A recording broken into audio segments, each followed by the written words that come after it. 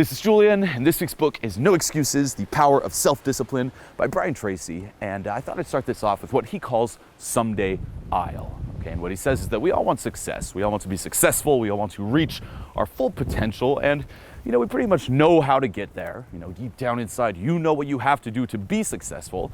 But before we get started, let's just say embarking on that path of success, we take a little vacation on someday I'll. Okay, and this is this magical, wonderful place where we just sit around, dream, and fantasize about all the successful things we will do someday. We surround ourselves with similar people who are also on someday I'll, and the chief topic of conversation is, you guessed it, excuses. Now, of course, some excuses are valid, but not many.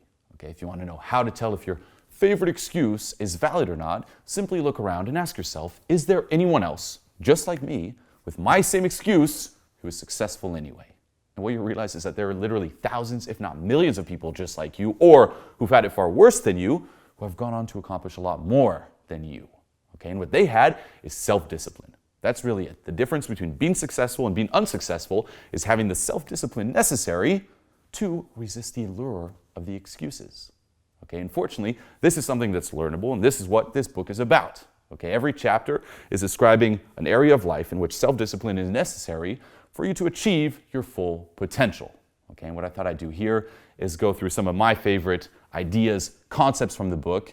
And the first one is that success is predictable. How do you become successful? Simply look at successful people, look at what they do, and do what they do.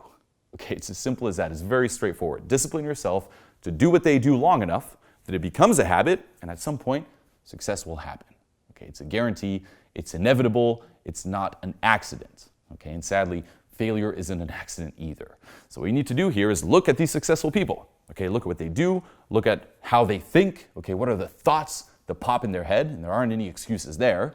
Look at what they read, who they associate with, what they eat, and replicate all of that. Okay, by that same note too, look at unsuccessful people. Look at who they associate with. Look at how they think, the thoughts that go through their head. You're going to see all those excuses. Look at what they eat, look at what they read, and don't do any of that. And as a little side note, two of the big things unsuccessful people do are, one, they follow the path of least resistance. Okay, and what does that mean? They take the easy way out. Okay, when shit gets complicated, when it's like, it's hard work now, they try to opt out. They may look for shortcuts instead of surrendering to the process and putting in the fucking work. Okay, what he says is that successful people make a habit of doing the things unsuccessful people don't like to do. Okay, you just discipline yourself to do it anyway. Okay, there's a lot of things I do, I just don't like to do. No one really likes to do them. Okay, an example, and I'll use this with this video here, is recording this video. Okay, like today, I'll cut to, actually I'll just cut right now to some of the fuck-ups recording. Okay, cut to it now. Success, unsuccessful, self-discipline necessary. Oh my God, being successful. All right, now of course, some excuses are valid, but not many. Okay, being successful, being unsuccessful, oh my God. Here's an idea. Are you open for ideas? No, I got this. Okay. All right, I need to finish it this way. Anything else, fuck it up. All right, now of course, some excuses are valid, but not many. If you want to achieve success in any area of life, I can't do this. Fuck this book. I like the first one here. Okay, we'll stop it at that first one here, because you're going to listen to it. We're just going to do the book next week. Skip a week. So as you can see, I mean, this is not my recording day. Okay, I'm completely out of it today, trying to force it, trying to make every little word perfect, just so close to giving up, like almost giving up like a few times, just like, fuck this. But guess what? You do it anyway. You put in the work, you grind through, you discipline yourself to just do the work, okay? Don't take the easy way out, and don't fall into all the rationalizations. Like, I'll just do it tomorrow. Fuck that, just do it anyway. The next one is the expediency factor, okay? Unsuccessful people always seek the fastest and easiest way to get the things they want right now with little or no concern for the long-term consequences of their behavior.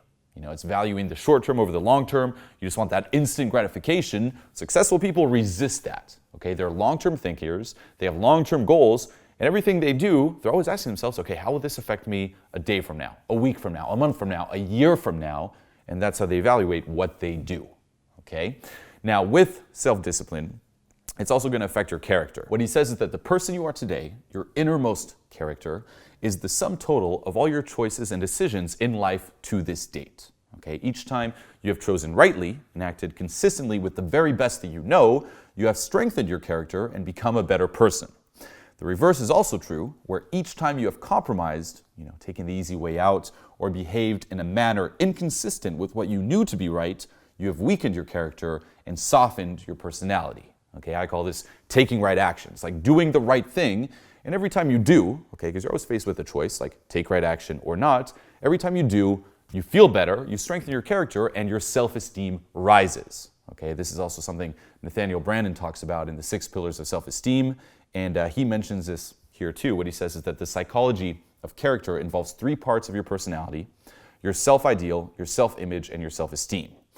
Your self-ideal is composed of those values that you most admire in others and aspire to possess in yourself. Okay, it's who you want to be. Okay, and we all have this, like, oh, I want to be this person. I wish I could be successful. I wish I could do the right things all the time. Because it's extremely hard to do. Okay, to discipline yourself to do that. So that's the image. That's what you want. Your self-ideal. The next is your self-image. Okay, and this is how you think or see yourself right now. And your self-esteem, which is how you feel about yourself, your emotional core. And your self-esteem is largely determined by how consistent your self-image is with your self-ideal. Okay, and if there's a big gap, then you feel like shit, you have very low self-esteem. It's like, I want to be this person, but I'm not. Okay, so the more you act aligned with this, the more you can discipline yourself to act aligned with your self-ideal, the more your self-esteem will rise. Okay, and this is something that I personally try to do all the time. Instead of just getting overwhelmed, focus on every little choice. Okay, you're always making choices, making decisions, like, am I going to do this or this? And there's always right action, wrong action, if you will, and just keep picking right action. Every time you do, +1. Every time you don't, -1. And by, again, cultivating self-discipline, your character, self-esteem will rise. Okay?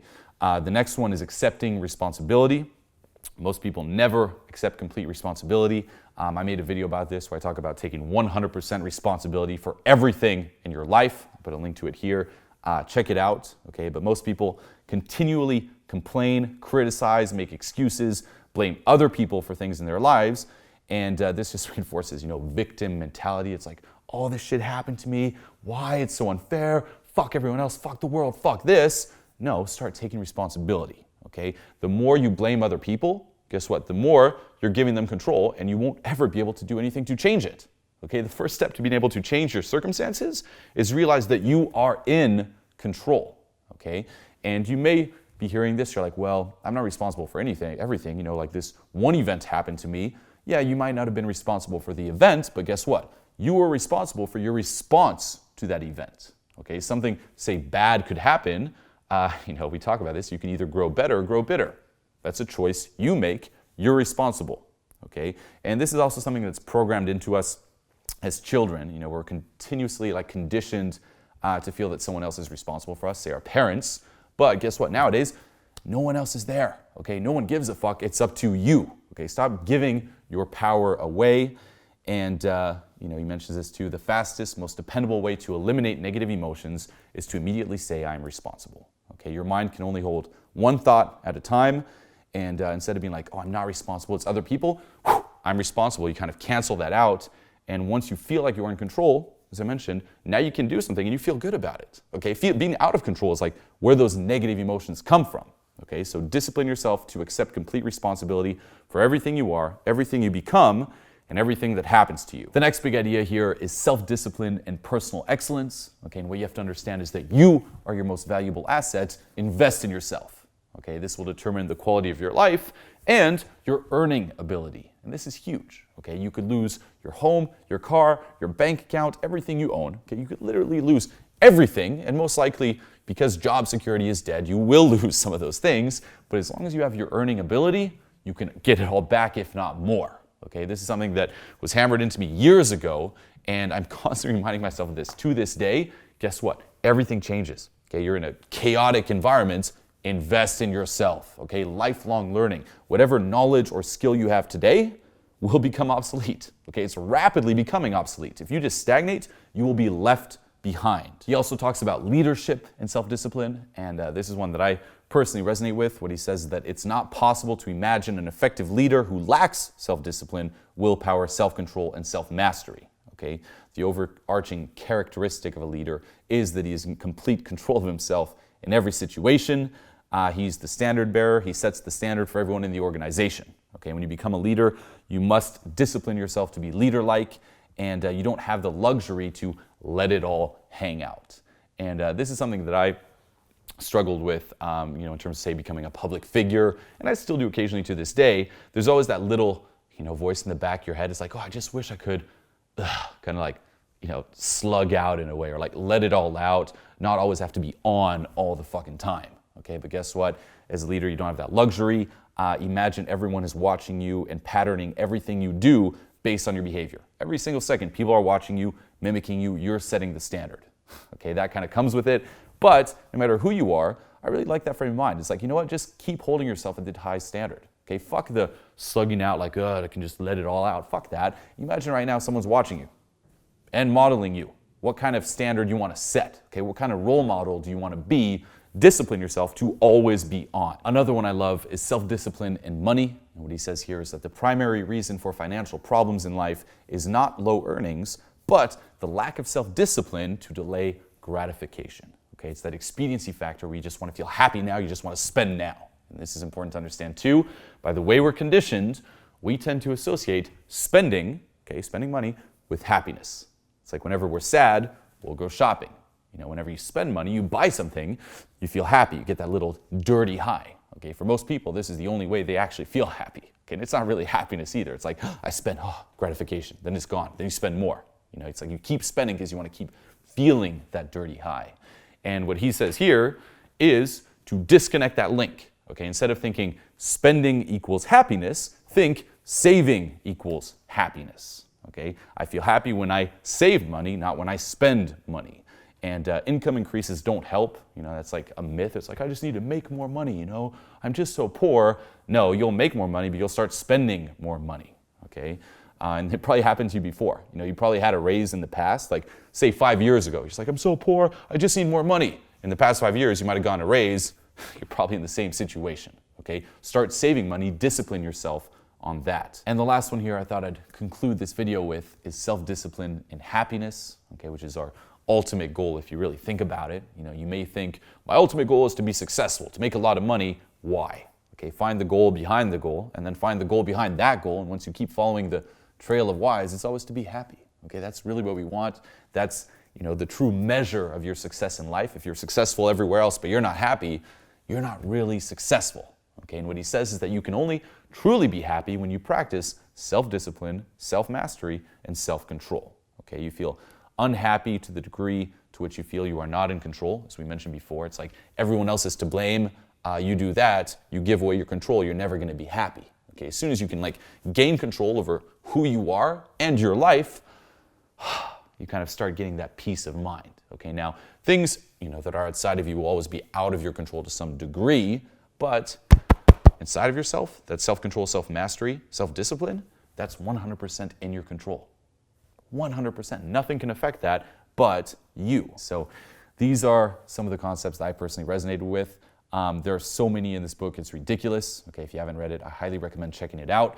And I'd say also the big plus side of this book is the action-taking part of it, where at the end of every area, because he really covers self-discipline in all areas of life, there are 10 things that you can actually do. It's like, hey, do this, do this, do this, do this, do this. And if you do them, guess what? It will change your fucking life. Now, most people will avoid these. It's like, well, avoid the action steps, and I'm guilty of this occasionally where I'm just like, I got it.